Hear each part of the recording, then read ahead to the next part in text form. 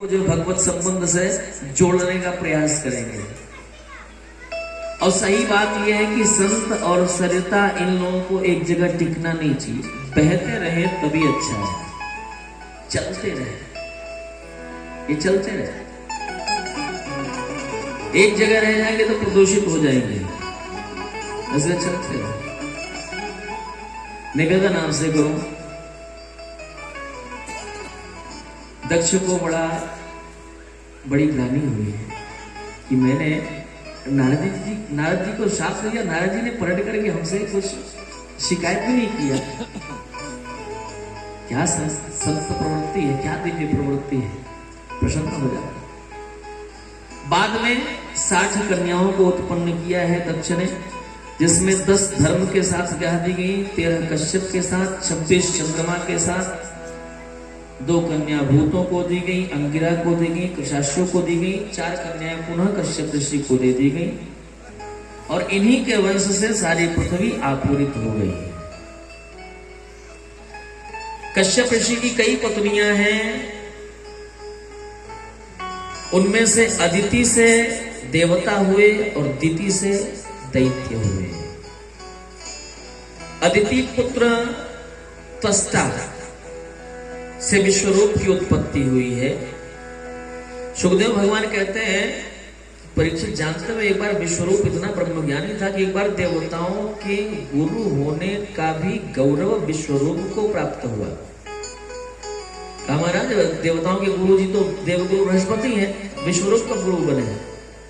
कहा एक बार इंद्र अपने सभा में नृत्य संगीत का आनंद ले रहा था, तब तक बृहस्पति का आगमन हुआ, गुरुदेव का आगमन हुआ, और इंद्र ने देख करके भी अनदेखा कर दिया कि अभी गुरु जी आएंगे, उनका स्वागत करना होगा तो संगीत वंगीत की सभा में विक्षेप हो जाएगा, इसलिए देख करके भी आंखें इधर कर लिया।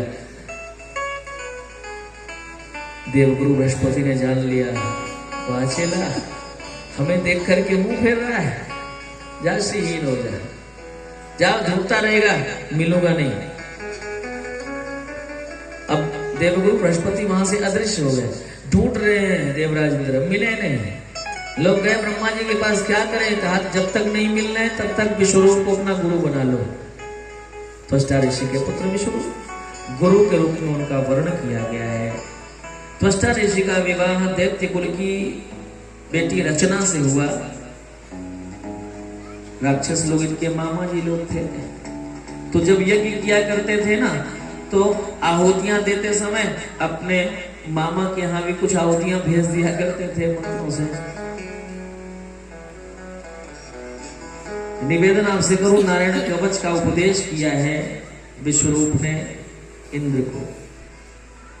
नारायण कवच जो है ना, बड़ा प्रभावी है, बड़ा प्रभावशील है। हो सके तो इसका पाठ करना चाहिए। इसका पाठ करने से कोई आदि व्याधि, कोई ऊपरी बाधा इत्यादि व्यक्ति को प्रभावित नहीं कर सकती। नारायण कवच की ऐसी महिमा। निवेदन आपसे करूं, जब इंद्र को पता चला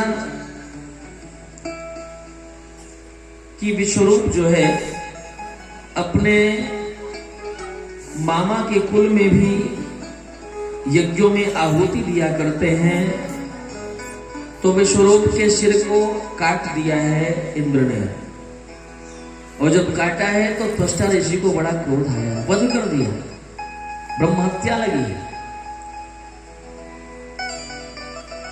और जब ब्रह्म हत्या लगी है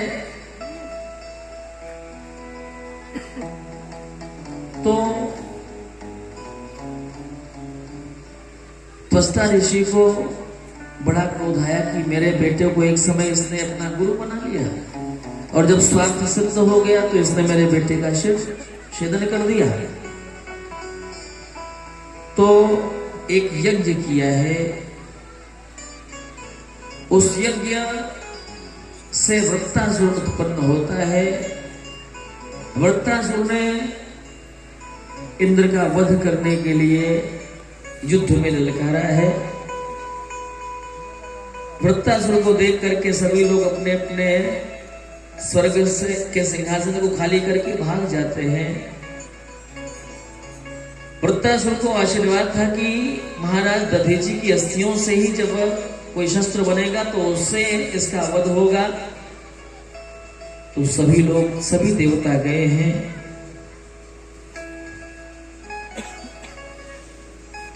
सभी देवता गए हैं महाराज दधीची, राजर्षि दधीची जी के पास, और वहां से मांगा है कि महाराज मुझे अपनी हड्डियां दे दो। एक बात बताओ, आदमी अपने प्राणों से ज्यादा प्यार किसी से नहीं करता है। सबसे प्यार करता है, अपने धन से प्यार करता है, अपने लोगों से प्रेम करता है।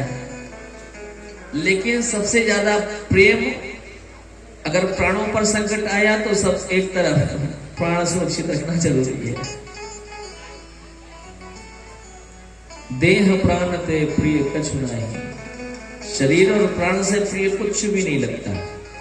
भले से हम लोग बार बार कई बार कहते नजर आते हैं लोग।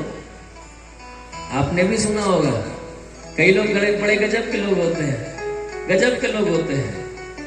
कोई मिलता है सामने से, हाँ बड़ा आनंद आ गया, आप तो मुझे प्राणों से भी ज्यादा प्रिय हो, गले लगा करके प्राणों से ज्यादा प्रिय हो। देखो आगे बढ़ने की नौबत आ गई, आनी चाहिए। कथा में आगे न बढ़ो तो फिर बात कहां बनेगी। कथा ही तो है जो आगे बढ़ाना सिखाती है। आगे आगे बढ़ते जाओ, राम का कीर्तन करते जाओ, आगे आगे बढ़ते जाओ, आगे आगे बढ़ते जाओ, श्याम का कीर्तन करते जाओ, आगे आगे बढ़ते जाओ, श्याम का कीर्तन करते जाओ, श्याम का कीर्तन करते जाओ, आगे आगे बढ़ते जाओ, श्याम का कीर्तन करते जाओ, आगे आगे बढ़ते जाओ, श्याम का कीर्तन करते जाओ, आगे आगे बढ़ते आओ, श्याम का कीर्तन करते जाओ, आगे आगे बढ़ते आओ, आगे आगे बढ़ते जाओ, श्याम का कीर्तन करते जाओ, आगे आगे बढ़ते जाओ, श्याम का कीर्तन करते जाओ, आगे आगे बढ़ते जाओ, श्याम का कीर्तन करते जाओ, आगे आगे बढ़ते जाओ, श्याम का कीर्तन करते जाओ। निवेदन आपसे करो, विश्वरूप का वध हुआ, वृत्रासुर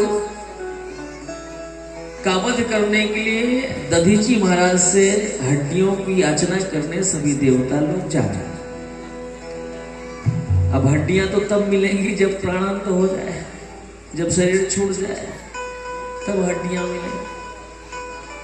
प्राण से प्रिय कुछ नहीं होता, मैंने आपसे कहा और सत्य है। लेकिन कईयों को आपने देखा होगा कि कोई मिला, आ गया, आया जैसे ही, अरे आप तो मुझे प्राणों से भी ज्यादा प्रिय हो।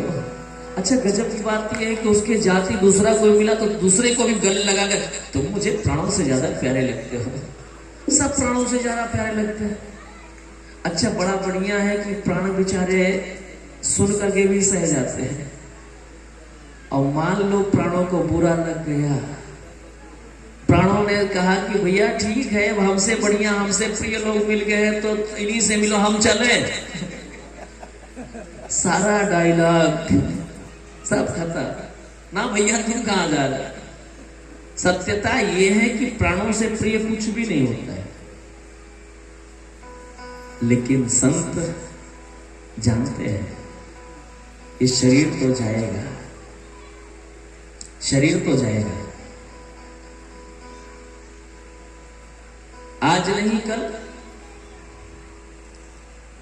जातस्य ध्रुवो मृत्यु, निश्चित है, मरना निश्चित है।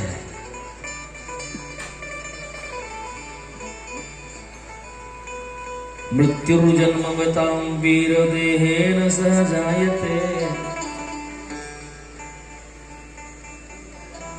मृत्यु का भी जन्म शरीर के साथ ही होता है। जन्म है तो मृत्यु निश्चित होनी है। संत लोग सोचते मरना तो है ही, कुछ ऐसा कर जाओ कि मरने से छुट्टी मिल जाए। मरने से छुट्टी कैसे मिलती पता है? कीर्तिर्यस्य सजीवति, जिसका यश जिंदा है, जिसकी कीर्ति जिंदा है, जिसका नाम जिंदा है, वो हमेशा जिंदा ही है, हमेशा जिंदा, हमेशा जिंदा। ऐसा कुछ कर जाओ, परहित बस जिनके मन माही, और तिन कहूं जग दुर्लभ कछु नाहि। दधी जी ने सोचा है, परहित सरिस धर्म नहीं भाई, परहित सरिस धर्म नहीं भाई, परहित सरिस धर्म नहीं भाई, परहित सरिस धर्म नहीं भाई, पर क्रीड़ा सम नहीं अधमाई, पर क्रीड़ा सम नहीं भाई, पर क्रीड़ा सम नहीं अधमाई, पर क्रीड़ा सम नहीं अधमाई, परहित बस जिनके मन माही, परहित बस जिनके मन माही, तिन कहूं जग दुर्लभ कछु नाहि, तिन कहूं जग दुर्लभ कछु नाहि, तिन कहूं जग दुर्लभ कछु नाहि, कछु नाहि। निवेदन आपसे करो, किसी के काम जो आए उसे इंसान कहते हैं। शरीर को तो जाना ही है, तो किसी के काम आ जाओ ना, मरना तो है ही, लेकिन ऐसा मरो कि अमर हो जाओ।